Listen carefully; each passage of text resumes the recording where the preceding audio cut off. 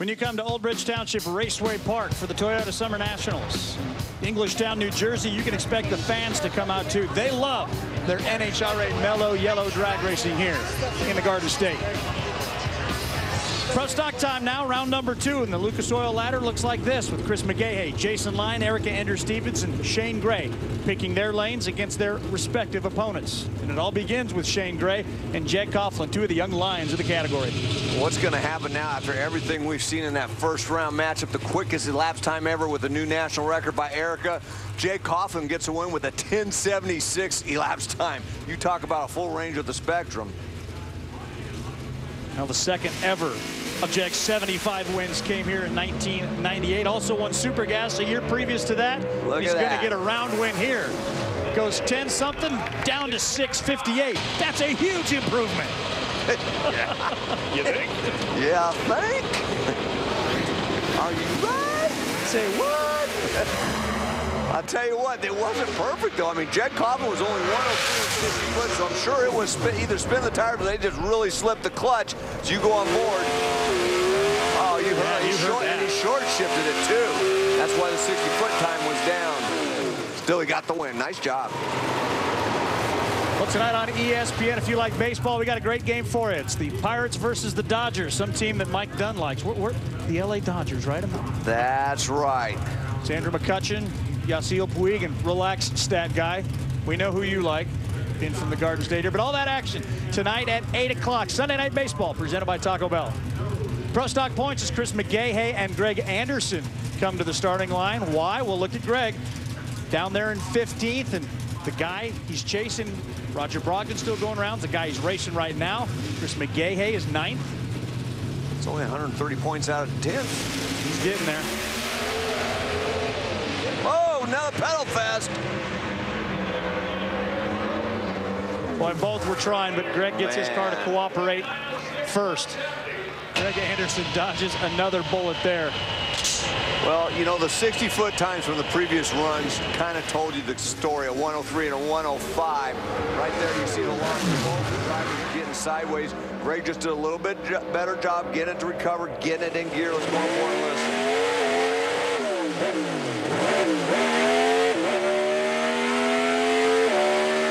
That sounds expensive. Mike Neff, you guys are advancing on, but these are tricky track conditions. It's warming up as the day goes on. As a crew chief, what do you do to address the changes?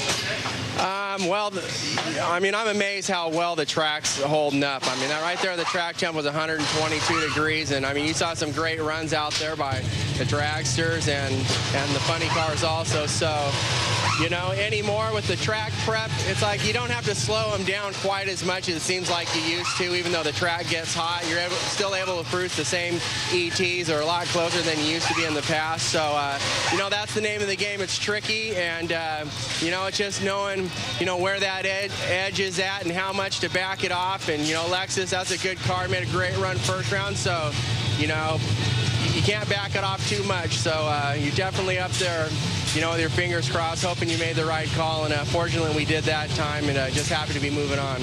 It'll be Del Worsham in the semis. Pomona winner Jason Line, part of a KB crew that's won 8 times here since 2002. Is he going to get caught at the finish line by Brogdon? Yes, he did. Wow. We got it, buddy. 6:55.8. Hell of a job.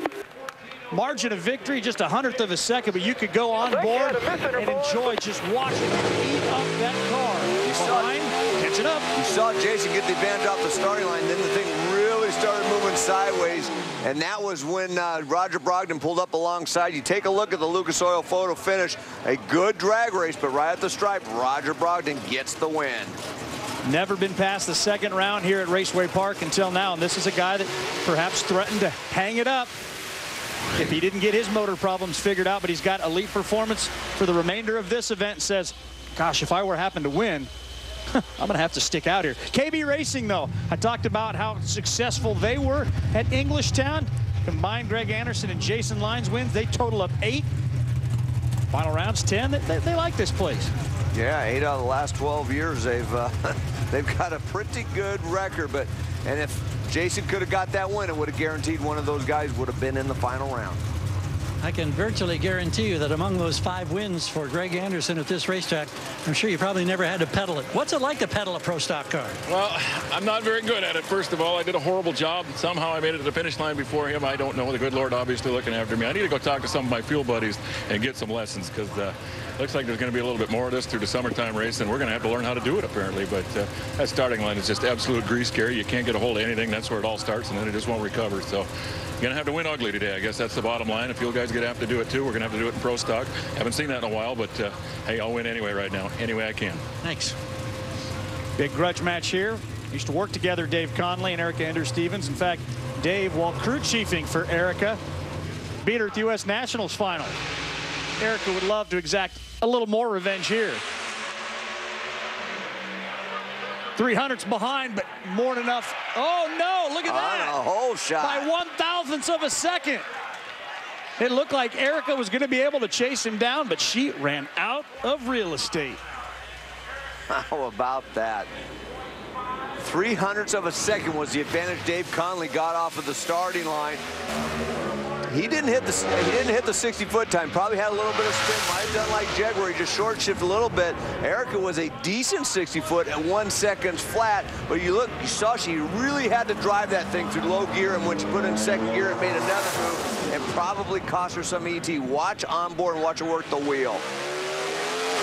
Oh yeah. And then she gets it straight, head on down there.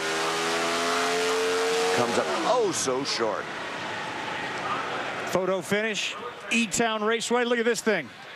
15 10,000ths of a second. Thank goodness for electronics.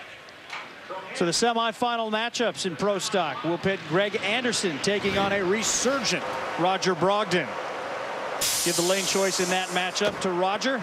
Then on the other side, Dave Conley gets out of his charter car with lane choice as he will take on Jeg Coughlin. Dave Conley kind of digesting that one. Did you know you'd won?